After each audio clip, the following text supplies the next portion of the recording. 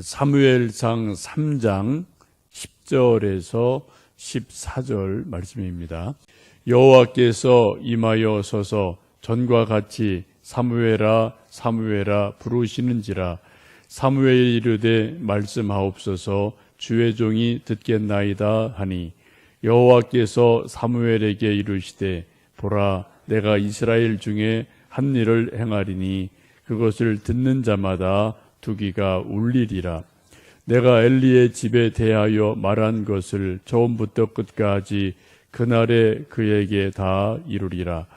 내가 그의 집을 영원토록 심판하겠다고 그에게 말한 것은 그가 아는 죄악 때문이니, 이는 그가 자기의 아들들이 저주를 자청하되 금하지 아니하였음이니라.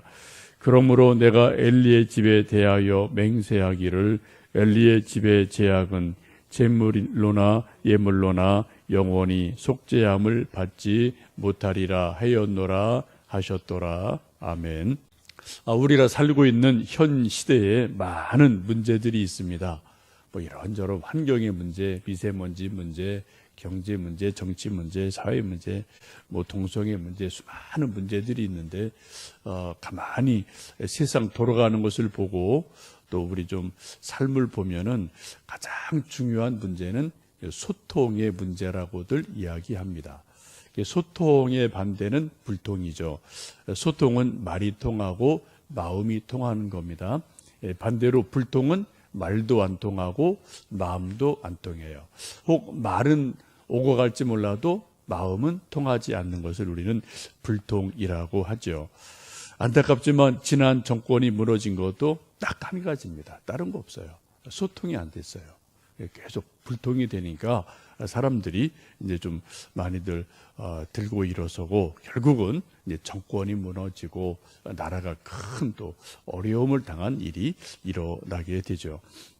이러한 것들은 나라뿐 아니라 가정도 마찬가지, 부모 자녀 사이도 마찬가지, 회사도 마찬가지, 교회도 마찬가지. 우리가 사람 사는 일에 있어서 가장 중요한 것은 이제 소통, 말이 통하느냐라는 문제이죠. 가만히 보면은 여러분, 우리 모두는 저나 여러분이나 거의 대부분 집에서나 또 사회생활 할 때나 자기 말만 앵무새처럼 하는 것에 우리들이 상당히 많이 길들여 있지 않나라는 생각을 해보게 됩니다. 다른 사람 말은 거의 관심 없어요. 그냥 다른 사람 무슨 말 하든 계속 자기 말만 하는 거예요. 수요일 날 이제 저희들 수요예배 드리고 점심 먹고 이제 여기 또 차 한잔하고 이렇게 이제 노권사님들 한 많으면 20명, 한 10명 이렇게 이제 모여서 이런저런 얘기는 이제 좀 일주일간 이런저런 얘기 하는데, 저도 가끔 이렇게 좀 차를 마시고 이제 옆에서 얘기 들어볼 때 있는데, 정말 그때 느끼는 게 그런 거예요. 자기 말만 해요. 다른 사람 말에 전혀 관심 없어요. 자기 말만 해요. 그래서 하여튼 목소리 큰 사람이 또 이제 계속 말하는 거죠. 그래서 이거 참 재미있다. 그런 생각도 하면서 좀 답답하다. 이제 그런 생각도 좀 종종 할 때가 있습니다. 여러분, 사람들이 소통이 안 되면은 단절이 됩니다. 그리고 외롭다고 그래요. 근데 외로운 이유가 왠지 아십니까? 말이 안 통하니까 외로운 거죠. 자기 혼자만 말하니까. 그리고 이제 소외되고 고독하고, 이제 그런 일들이 이제 소통이 안 될 때 일어나죠. 소통을 할 수 있는 가장 좋은 전제는 그럴 수도 있겠구나, 요것만 되면 돼요. 그럴 수도 있겠네. 그 일리가 조금 있네. 여러분, 일리라는 게 뭡니까? 10가지 중에 한 가지가 맞을 수 있다는 거죠. 그죠? 일리라는 말 자체가. 일리 있네. 그럴 수도 있겠구나. 요것만 조금 우리가 마음을 넓히면은 이제 대화가 되는데, 그럴 수가 없지라면 절대로 누구와도 대화는 안 됩니다. 이제 자기 말만 이제 계속 서로가 하는 일들이 일어나죠. 소통의 가장 중요한 마음 자세는 한번 일리가 있나? 한번 들어볼까? 들어볼 수도 있지라는 마음만 있으면 됩니다. 오늘 본문의 말씀은 하나님께서 어제 말씀에 있는 것처럼 사무엘을 3번 부르십니다. 근데 아직 사무엘이 어리기 때문에 하나님의 말씀을 알아듣지를 못해요. 왜 분간을 못하죠? 영적 분별을 못하는 아직 어린 아이입니다. 그래서 하나님이 사무엘 부르실 때 엘리 제사장이 자기를 찾는 줄 알고 엘리 제사장에게 쫓아가서 부르셨습니까? 아닌데 이렇게 3번이나 반복을 하고 나서 3번째 돼서 이 엘리가 내가 부르지 않는데 계속 사무엘이 뭐 듣고 자기를 부른다고 하고 쫓아오는 거 보니까 하나님이 부르시는 거구나 라는 것을 3번째 돼서 비로소 깨닫게 되죠. 8절에 그렇게 말씀합니다. 여호와께서 3번째 사무엘을 부르시는지라 그가 일어나 엘리에게로 가서 이르되 당신이 나를 부르셨기로 내가 여기 있나이다 하니 엘리가 여호와께서 이 아이를 부르시는 줄을 깨닫고 이제 말하기를 가서 누웠다가 다시 부르면 여호와여 말씀하옵소서 주의 종이 듣겠나이다 라고 하나님에게 반응을 해라 라고 가르쳐 줍니다. 여러분 깨닫는 게 참 중요하죠. 깨닫지 못하면은 3번 부르지 않고 10번 불러도 무슨 소린지를 모르는 거예요. 그죠? 깨닫지 않으면. 근데 깨달으면은 1번, 2번 얘기해줘도 알 수 있어요. 깨닫지 못하면 10번 얘기해도 알 도리가 없습니다. 지금 엘리가 다행히 이제 3번 만에 하나님께서 사무엘을 부르시는구나. 먼저 영적으로 어른이고 먼저 믿은 것이 있으니까 그것을 깨닫고 어린 이제 사무엘에게 가르쳐 줍니다. 이게 아주 중요한 선생의 일이죠. 드디어 이제 누워 있을 때 다시 하나님께서 10절 말씀 보시면 사무엘아 사무엘아 하고 부르시죠. 여러분 하나님께서는 사람의 이름을 종종 부르실 때가 있습니다. 창세기 보시면은 아담아 아담아 내가 어디 있느냐, 가인아 내 아우가 어디 있느냐라고 아담의 이름을 부르셨습니다. 가인의 이름을 부르셨습니다. 그 아담 가인의 이름 부르신 이유는 회개를 촉구하기 위해서 좀 책망하시려고 부르셨죠. 근데 본문에 사무엘아 사무엘아 사무엘 부르신 것은 사명을 맡겨주시려고 하나님의 새로운 일을 맡기시려고 사무엘을 부르시게 됩니다. 소위 콜링이라는 것을 경험을 하게 되죠. 하나님이 사무엘을 부르시자 사무엘이 엘리가 가르쳐준 대로 여호와여 말씀하옵소서 주의 종이 듣겠나이다 라고 말씀을 합니다. 어떻게 해요? 들을 준비가 돼 있다는 거예요. 하나님 말씀하시면 제가 하나님 말씀을 잘 들을 준비가 돼 있습니다. 주님 말씀하십시오. 종이 듣겠나이다 라고 고백을 합니다. 참 중요한 고백이죠. 주님 말씀하옵소서 주의 종이 듣겠나이다 라고 말씀합니다.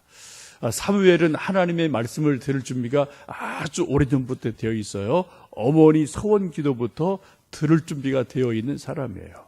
그래서 하나님 아들 주시면 하나님 종으로 바치겠습니다. 어머님의 기도가 있었고 또 엘리 집에 젖되고 난 이후에 엘리 집에서 성소에서 자라면서 계속 성전에서 누워 있는 그러한 모습을 보게 됩니다. 그래서 들을 준비가 되어 있기 때문에 지금 하나님이 사무엘을 부르시게 됩니다.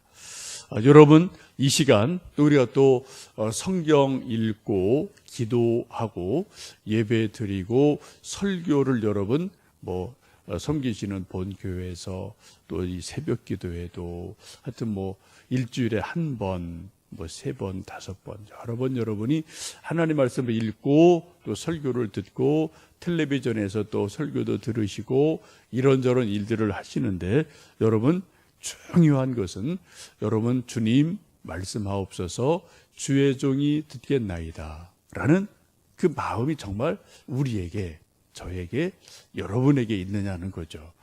하나님의 말씀을 들을 준비가 되어 있는 사람은 사람이 말을 해도 그 속에서 하나님 말씀을 들을 수 있습니다. 나귀가 말을 해도 그 속에서 하나님 말씀을 들을 수 있어요. 성경에 그런 일이 있죠. 그죠? 또 천둥 번개 소리 속에서도 하나님의 말씀을 들을 수가 있어요. 그런데 하나님 말씀을 들을 마음이 없는 사람은 천사가 말해도 안 들립니다. 선지자가 말해도 안 듣습니다. 모세가 말해도 안 듣습니다. 바로 그랬죠. 예수님이 직접 말씀하셔도 안 들어요. 바리새인 서기관들이 그랬습니다. 예수님이 한두 번 말씀하신 거 아니에요? 심지어는 토론도 하고 논쟁도 했어요. 그건 그냥 일방적인 말이 아니죠. 서로 뭐 옳다 그러다 이러면 정말 심각하게 마음속에 있는 것을 끄집어내면서 논쟁까지도 했지만 들을 마음이 없으면은 안 들리는 겁니다. 중요한 것은 저나 여러분이나 우리 모두 다 사람의 마음을 한번 들어볼까라는 듣겠습니다 라는 마음이 정말 우리 속에 있느냐라는 것이 중요하죠. 지금 하나님께서 사무엘을 부르시고 사무엘이 여호와여 말씀하옵소서 주의 종이 듣겠나이다 라고 고백을 하자 하나님께서 그에게 드디어 말씀을 합니다. 11절 말씀, 12절 말씀 읽습니다. 여호와께서 사무엘에게 이르시되 보라 내가 이스라엘 중에 한 일을 행하리니 그것을 듣는 자마다 두기가 울리리라. 내가 엘리의 집에 대하여 말한 것을 처음부터 끝까지 그날에 그에게 다 이루리라. 지금 사무엘을 부르시고 사무엘이 주님 말씀하옵소서 주의 종이 듣겠나이다 라고 말씀하자 하나님 하신 말씀이 무엇입니까? 이스라엘 중에 한 일을 행할 터인데 그것을 듣는 자마다 두기가 울릴 것이다 라고 말씀합니다. 그 뒤에 쭉 말씀이 나오죠. 결국 그 말씀은 이제 엘리의 집에 그 아들들에 대한 심판을 하겠다라는 말씀을 하고 있습니다. 이 하나님의 말씀을 들을 때 사람들의 두 귀가 울리리라라고 말씀하시죠. 사람들이 천둥 번개가 갑자기 우르릉 꽝꽝 치면은 이게 곁에서 치면 사람들이 깜짝 놀라요. 막 여름철 그런 일이 가끔 있죠. 또 여러분 전쟁 겪어보신 분들 막 폭탄이 옆에서 꽝꽝 터지고 총소리 막 옆에서 소리가 나면은 사람들이 막 귀가 놀라죠. 마음이 놀라죠. 그죠? 근데 여러분 지금 하나님의 말씀이 이제 이 이스라엘에 임할 때 사람들이 다 놀랄 것이다. 두기가 다 놀랄 것이다. 마음이 놀랄 것이다. 라고 말씀합니다. 하나님의 심판과 진노가 엘리 집에 임할 것이라고 말씀을 합니다. 그럼 사실은 말씀이 엘리의 집의 죄는 사람의 예물이나 제물로도 사함을 받을 수 없다라고 말씀합니다. 그 이유를 13절 끝에 보시면은 그렇게 말씀하죠.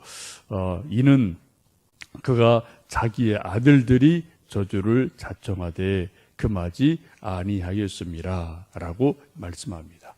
엘리의 두 아들이 하나님의 제사법을 무시하고 이게 몰라서 그런 게 아니죠. 알면서도 고의로 하나님을 계속 어긋장 놓고 제사를 무시하는 것을 하나님이 아셨고 엘리의 두 아들도 알아요. 그런데 그렇게 안 한 거죠. 이것을 아버지가 보고도 제재를 안 했습니다. 책망을 안 했습니다. 금하지 안 했습니다. 그래서 하나님께서는 이 부모와 함께 연대 책임을 물으시게 됩니다. 우리 모든 부모는 우리 자녀들에 대해서 두 가지 책임이 있죠. 어릴 때 잘 길러주고 교육시켜주고 양육해야 될 그런 책임이 우리 모두에게 있어요. 동시에 우리 믿음의 사람들은 우리 믿음을 우리 아들, 딸, 손주, 손녀들에게 계속 유산보다 더 중요하게 우리 믿음을 자녀들에게 유산같이 이어줘야 될 영적인 책임이 또한 우리에게도 있습니다. 이게 참 쉬운 일은 아닌데 그러나 우리 부모가 가장 소중하게 하나님 믿는 것을 여기고 또 그렇게 자녀들에게 믿음의 유산을 전해줘야 될 줄 압니다. 그러기 위해서 우리가 계속 기도해야 되고 정말 해야 될 일이 참 많은데 적어도 5가지가 필요하지 않나 싶습니다. 첫 번째는 끊임없는 중보 기도예요. 영적인 일이기 때문에 정말 끊임없이 자녀 믿음을 위해서 중보 기도해야 되고요. 또 하나는 진심으로 권면해야 됩니다. 듣든 안 듣든 그렇다고 매일 하면 또 이게 잔소리가 돼서 안 되고 어떤 말할 만한 기회가 있으면 진심으로 권면해야 돼요. 또 세 번째는 진짜 사랑으로 해야 돼요. 진짜 사랑하는 마음으로. 네 번째는 삶의 본이 돼야 됩니다. 많은 사람들의 얘기를 직접 혹은 간접적으로 들어보면 믿는 부모님이 말 따로 삶 따로 교회 따로 집에서 따로 이게 따로 국밥처럼 말과 생활이 이렇게 확확 다르니까 믿는 자녀들이 그런 부모들의 모습을 보고 저러면 차라리 안 믿어 라는 그러한 반응들이 의외로 우리 주변의 자녀들에게 많은 것을 볼 수 있습니다. 그래서 우리가 어떻게 하든 삶으로 말이 아닌 삶으로 본을 보여야만 되죠. 다섯 번째는 긍정 언어입니다. 늘 자녀들이 내 마음에 안 들고 삐딱선을 타도 끝까지 긍정 언어를 해주고 소망의 언어를 계속하면 또 하나님께서 언젠가는 우리 자녀들에게 믿음을 주시고 또 돌이키는 일들이 있을 줄로 믿습니다. 우리가 정말 이 아침도 간절히 기도하는 많은 기도가 있습니다만 그중에 가장 중요한 내용적으로 가장 중요한 기도가 저도 개인적으로 제 자녀들 기도하는 거예요. 그래도 지금 조금 좀 감사하게도 이제 하여튼 아이들 변화가 있고 또 큰 아이는 한 달 전, 2달 전에 그런 얘기를 저한테 하더라고요. 아빠, 나 하나님 만났어요. 뭔 소리냐? 그랬더니 지금 이제 음악 때문에 다른 교회 가서 반주하고 있거든요. 그러면서 하여튼 어서 이제 예배 드리고 청년부 예배 드리고 순모임하고 하면서 요즘 주님하고 하여튼 열심히 나름대로 하면서 이런저런 얘기를 해요. 그래서 참 감사한 마음이 있는데 조금 더 지켜봐야 되겠지만 한동안 정말 삐딱선 타고 그냥 거칠게 항의하고 막 저항하고 했던 그런 아이인데 올 들어서서 하여튼 또 하나님 만났어요. 또 이런저런 은혜가 있어요. 또 이래요 저래요. 그런 말을 이제 제가 물어본 게 아니라 자기가 이제 제가 먼저 이제 얘기를 하니까 저는 이제 조심스럽게 들으면서 이게 또 이제 얘기하고 그러면 가끔 또 얘기가 통해요. 그럼 1시간, 30분, 신앙적인 이야기, 이런 얘기 저런 얘기. 옛날에는 5분도 대화가 안 되죠. 한두 마디 하다가 딱 끝나고 그랬는데 요즘은 30분, 길게 가면 1시간. 이런저런 이제 마음의 얘기, 신앙적인 이야기 이런 것을 소통할 수 있는 것만으로도 저는 참 감사하고 뭔가 안에 좀 얘가 변화가 있기는 있구나 이런 거를 제가 좀 이야기하면서 느끼면서 감사합니다. 저도 이제 그 아이 때문에 참 많은 기도를 했고요, 중보기도 했고 진심으로 사랑으로 잘 되기를 바랬고 제가 한 것 중에 중요한 것은 진짜 사랑하는 마음으로. 부모가 자식 사랑하는 것보다 더 큰 사랑이 세상에 어디 있겠어요. 진심으로 사랑하고 늘 나름대로 100%는 아니어도 늘 긍정 언어를 계속 걔한테 썼어요. 물론 화날 때 있고 이럴 때도 있지만 가능한 긍정 언어 쓰면서 좀 기도하며 기다렸을 때 또 하나님께서 또 하나님의 방법, 하나님의 시간으로 돌이키시는 일이 있다고 믿습니다. 우리 아까 찬송 부른 것처럼 사철의 봄바람 불어있고 하나님 아버지 모셨으니 라는 찬송처럼 그러한 놀라운 은혜가 우리 모든 가정에 자녀 손들에게 있으시기를 주님의 이름으로 축복합니다. 함께 기도하겠습니다.